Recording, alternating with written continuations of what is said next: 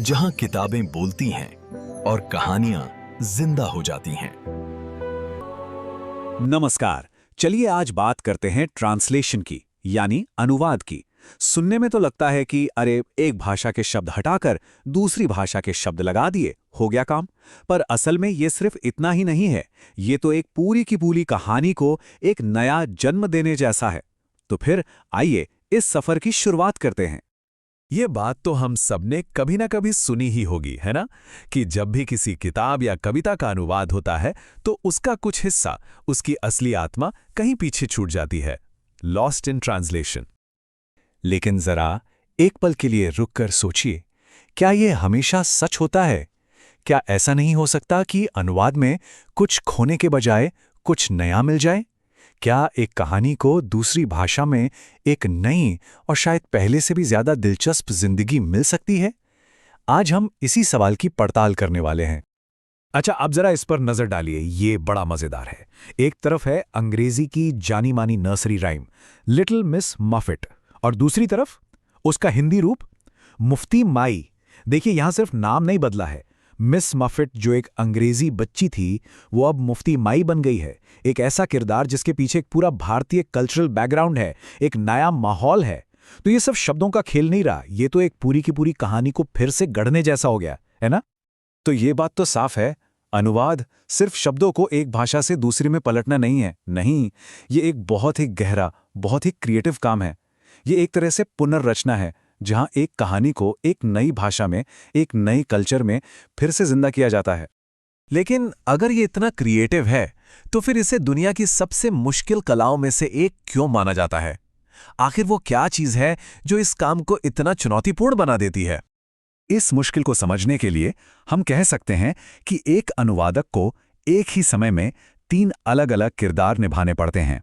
चलिए देखते हैं कि वो 3 भूमिकाएं कौन सी हैं। सबसे पहले अनुवादक एक बहुत गहरा पाठक होता है। वो सिर्फ शब्द नहीं पढ़ता, बल्कि शब्दों के पीछे छिपे इमोशंस, कल्चर और आत्मा को समझता है। फिर वो एक संदेशवाहक बनता है, जिसका काम है उस आत्मा को बिना नुकसान पहुंचाए एक भाषा से दूसरी तक ले जाना। और आखिर में वो एक लेखक बन जाता है, जो संदेश को नई भाषा के सांचे में इस तरह ढालता है कि वो बिल्कुल असली और असरदार लगे। और असली मुश्किल इसी संदेशवाहक वाले रोल में आती है। ये वो मोड़ है जहां सिर्फ शब्द काफी नहीं होते, जब बात कल्चर, कॉन्टेक्स्ट और एहसासों की आ जाती है। चलिए इसे कुछ उदाहरणों से समझते हैं। पहली और शायद सबसे बड़ी चुनौती है कल्चर का फर्क। हर शब्द अपने साथ एक पूरा सांस्कृतिक बैकपैक लेकर चलता है। जैसे कि ये उदाहरण देखिए, कितना सटीक है। अंग्रेजी में एक शब्द है अंकल, लेकिन हिंदी में आते ही वो 2 अलग अलग रिश्तों में बंट जाता है, चाचा और मामा। और दोनों के साथ जुड़े एहसास और रिश्ते की गरिमा बिल्कुल अलग है। ये दिखाता है कि भाषा सिर्फ शब्द नहीं, बल्कि रिश्तों की बारीकियां भी तय करती है। अब आती है दूसरी चुनौती, जो है मुहावरों की दुनिया। यहां तो शब्दों का सीधा सीधा मतलब निकालने पर अर्थ का अनर्थ हो सकता है।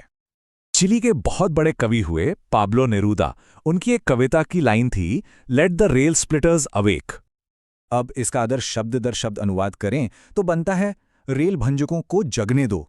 सुनने में लगता है जैसे ये रेल की पटरियां तोड़ने वालों की बात हो रही है, जबकि नेरूदा का असल मतलब रेल स्प्लिटर्स थे था, लकड़ी चीरने वाले मजदूर यानी लकड़हारे। देखा, कॉन्टेक्स्ट के बिना अनुवाद कितना भटका सकता है। तो सवाल ये उठता है कि जब ऐसी मुश्किलें सामने हों तो एक अनुवादक क्या करे? वो कौन सा रास्ता चुने? यहीं पर अनुवाद की 2 बड़ी फिलॉसफीज सामने आती हैं। तो देखिए, एक रास्ता है निष्ठा का। इसका मकसद है ओरिजिनल टेक्स्ट के हर शब्द, हर वाक्य के साथ पूरी वफादारी निभाना। लेकिन इसमें खतरा यह है कि ट्रांसलेशन पढ़ने में थोड़ा अटपटा, थोड़ा बनावटी लग सकता है। और दूसरा रास्ता है प्रवाह का।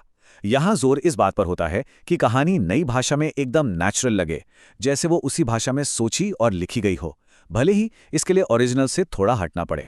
शायद एक अनुवादक की भूमिका को समझने का सबसे अच्छा तरीका यही है।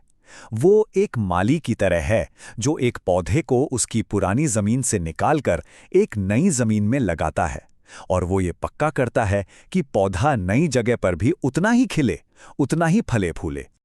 तो हम वापस अपने उसी शुरुआती सवाल पर आते हैं। एक अच्छा अनुवाद कुछ खोने का सौदा नहीं है, बल्कि ये तो किसी रचना को एक नई दुनिया, एक नया जीवन देने का उत्सव है। और आखिर में बात यह है कि एक महान अनुवाद सिर्फ एक परछाई बनकर नहीं रहता, वो खुद एक मुकम्मल कलाकृति बन जाता है। उसकी अपनी एक पहचान होती है, अपनी एक रोशनी होती है, जो ओरिजिनल से बिल्कुल अलग और स्वतंत्र होती है। तो ये एक सवाल है जिस पर सोचा जा सकता है, ऐसी कौन सी किताब, कविता या फिल्म है जिसे किसी दूसरी भाषा में अनुभव करके ऐसा लगा हो कि अरे वाह, ये तो बिल्कुल अपनी सी लग रही है। शायद अनुवाद की असली जीत और असली जादू इसी एहसास में छिपा है।